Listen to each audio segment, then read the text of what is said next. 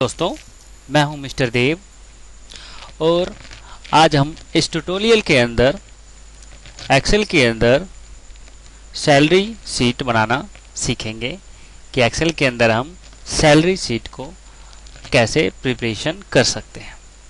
इससे पहले मैं दोस्तों बता दूं, अगर आपने इस चैनल को सब्सक्राइब नहीं किया है तो इसे सब्सक्राइब कर लें और अपने दोस्तों के साथ शेयर और कमेंट करना ना भूलें, या फिर आप इस चैनल को इस लिंक के द्वारा भी सर्च कर सकते हो।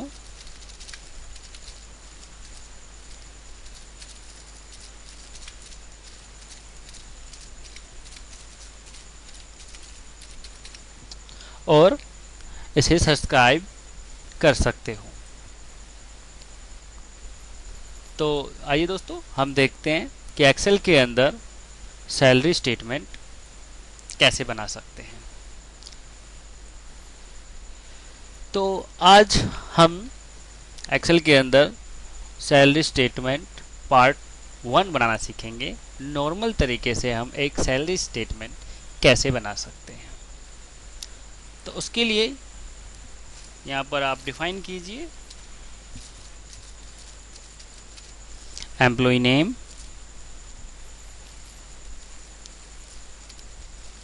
यहाँ पर week 1,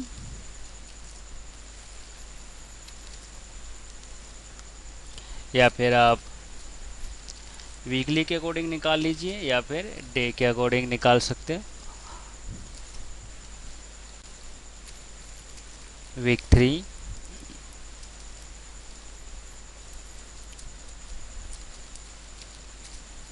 week 4, week 5,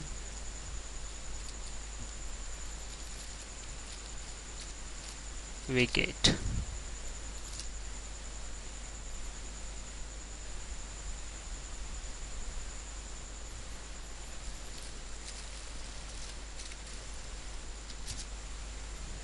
total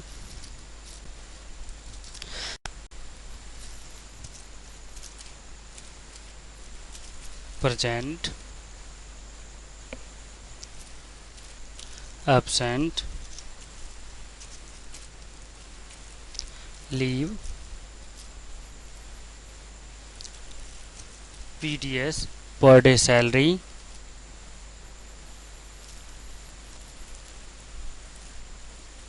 basic salary, house rent allowance, DA, TA, MA, yearly bonus, PF, ESI,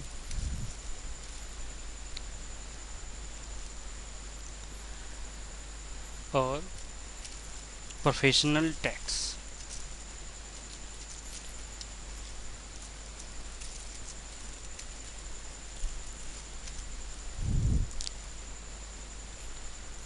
gross salary,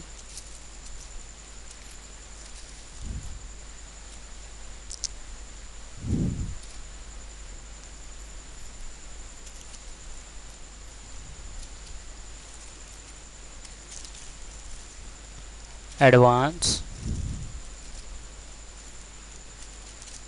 net salary.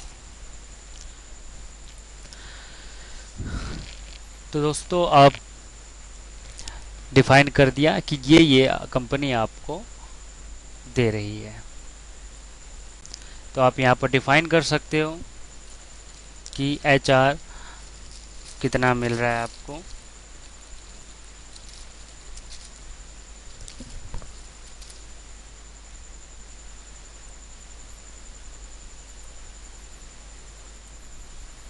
यहाँ पर आप डीए डिफाइन कर दीजिए कि डीए आपको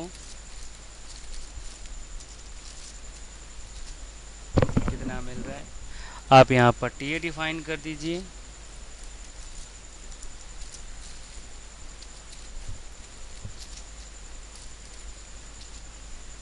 यहाँ आप मेडिकल अलाउंस डिफाइन कर सकते हो।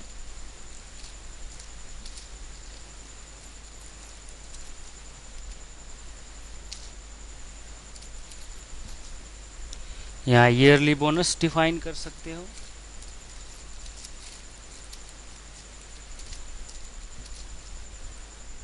यहाँ पीएफ डिफाइन कर सकते हो।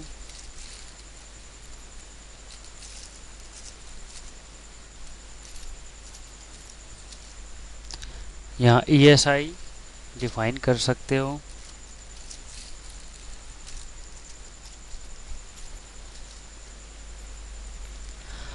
और यहाँ पर आप प्रोफेशनल टैक्स डिफाइन कर सकते हो इस टाइप में। तो आप इन सबको एक बार सॉर्ट कर लीजिए, इन सबको सिलेक्ट कीजिए यहाँ तक।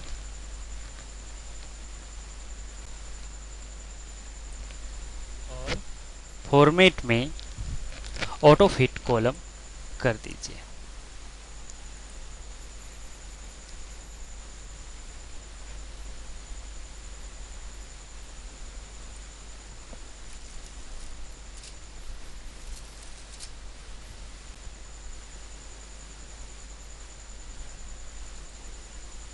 इस प्रकार आप ऑटो फिट कर सकते हो। अब यहाँ पर आप एम्प्लॉय नेम दे सकते हो।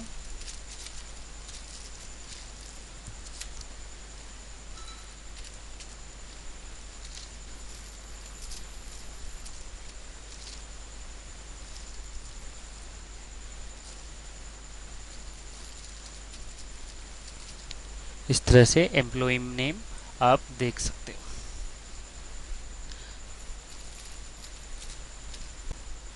आपने यहाँ पर संडे डिफाइन किया।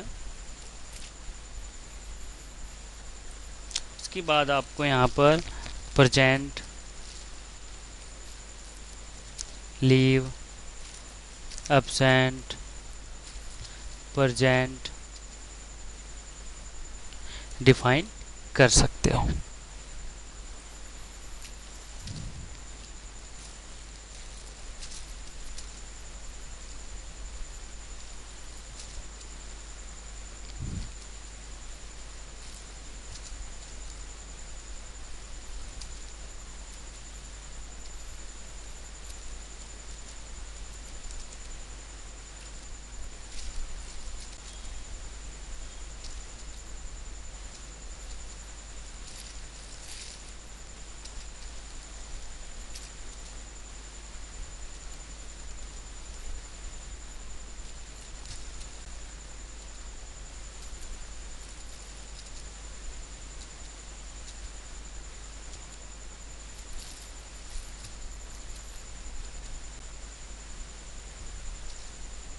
इस तरीके से आप सबकी अटेंडेंस डिफाइन कर सकते हो।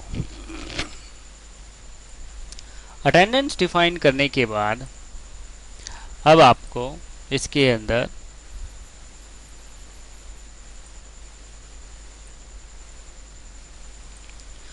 टोटल वर्किंग डे निकालना है कि टोटल कितने दिन वर्क किया गया है।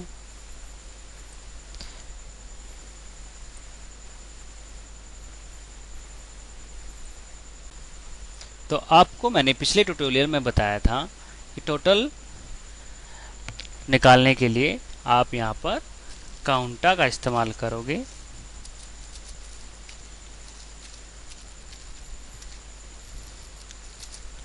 अब आपको यहाँ पर रेंज देना है इस टाइप में।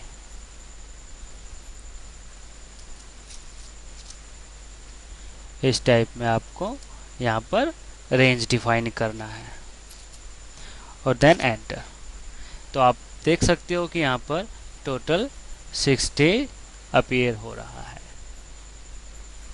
अब आप देख सकते हो कि यहाँ पर वीक 1, 2, 3, 4, 5, 6 नहीं है। तो आपको पिछले ट्यूटोरियल में बताया था कि आप कॉलम इंसर्ट कैसे कर सकते हो। तो आपको कॉलम सेलेक्ट करना है और कंट्रोल प्लस दबाना है। तो इस तरह से आप यहाँ पर एक न्यू कॉलम इंसर्ट कर सकते हो। अब जैसे ही आप यहाँ पर अटेंडेंस भरते हो वो ऑटोमेटिक ही उसे चेंज कर लेता है।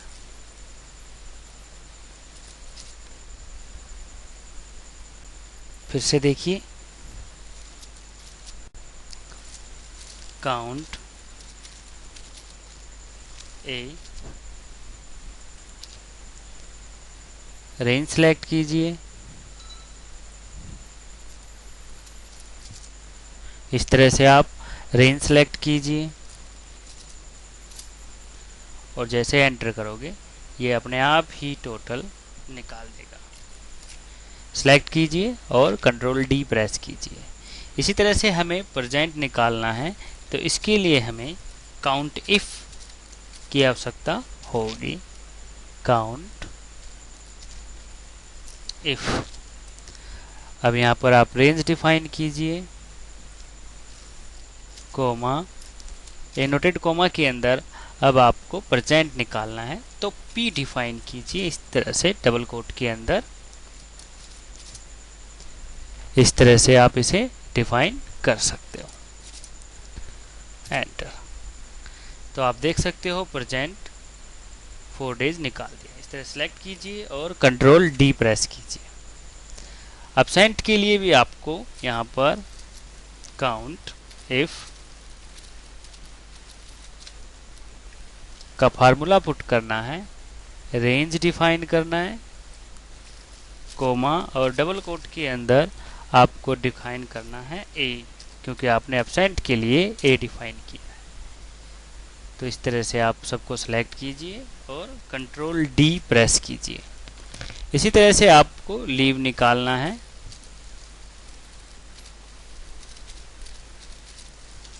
काउंट इफ, रेंज डिफाइन कीजिए, कोमा, यहाँ पर एल लिखिए डबल कोट के अंदर, देन एंटर।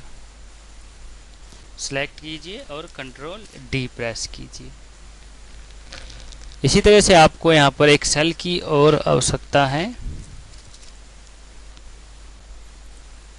संडे के लिए। तो आपको संडे फाइंड आउट करना है, तो आप यहाँ पर लिखिए काउंट इफ और यहाँ पर रेंज डिफाइन कीजिए और डबल कोट के अंदर संडे लिख के एंटर कीजिए।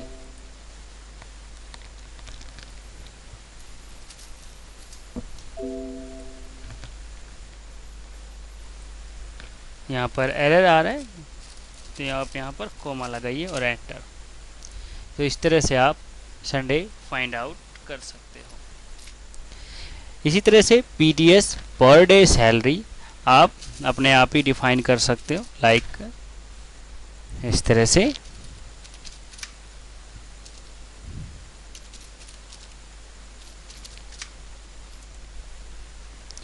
अब आपको बेसिक सैलरी यहाँ पर फाइंड आउट करना है, तो उसके लिए आपको यहाँ पर equal bracket start present plus leave plus Sunday, इनको सेलेक्ट करना है। मल्टीप्लिकेशन बाय आपको पीडीएस करना है। इस टाइप में आपको फार्मूला पुट करना है। तो आप देख सकते हो बेसिक सैलरी फाइंड आउट हो गई है। अब आपको हाउस रेंट अलाउंस निकालना है। आपने डिफाइन किया है यहाँ पर 76% मिल रहा है, तो ये बेसिक सैलरी पे ही डिफाइन होगा। तो आप यहाँ पर फार्मूला लगाइए इक्वल बेसिक सैलरी इंटू 76%। तो आप इस तरह से इस फार्मूले को पुट कर सकते हो, देन एंटर। तो आप देखोगे कि यहाँ पर बेसिक सैलरी से HRA निकल आया है। इसी तरह से आपको DA निकालना है। यहाँ बेसिक सैलरी सिलेक्ट करना है, इनटू का निशान लगाना है आपको, और यहाँ पर इस टाइप में 25% डिफाइन करना है। इसी तरह से आप ट्रांसपोर्ट अलाउंस भी डिफाइन कर सकते हो।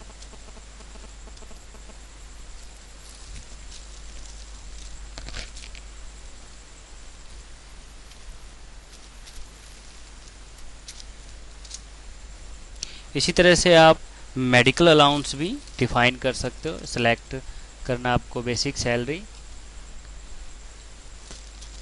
मल्टीप्लिकेशन का निशान और 7% डिफाइन करना है। इसी तरह से आप ईयरली बोनस भी डिफाइन कर सकते हो।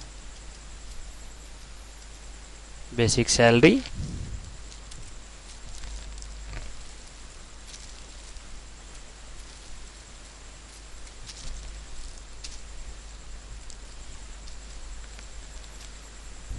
इसी तरह से आप PF भी डिफाइन कर सकते हो।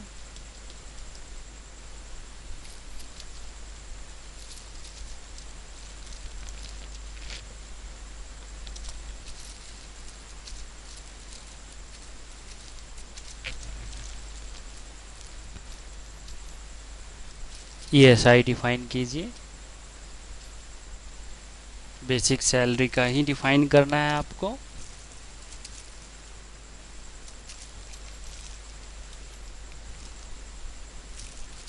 सेम आपको प्रोफेशनल टैक्स भी डिफाइन करना है।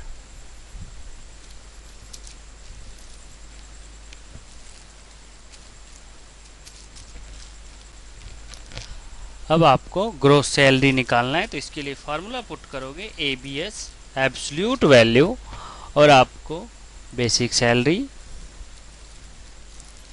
प्लस में house rent allowance plus daily allowance plus transport allowance plus medical allowance, और आपको इसमें सब्ट्रैक्ट करना है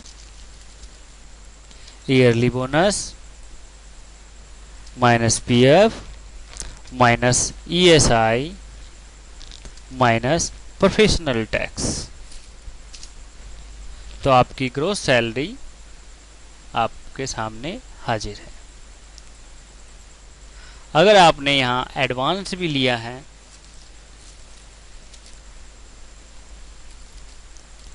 मान लो आपने एडवांस लिया है, तो आप तो ग्रोस सैलरी माइनस में एडवांस को घटाकर नेट सैलरी निकाल सकते हो।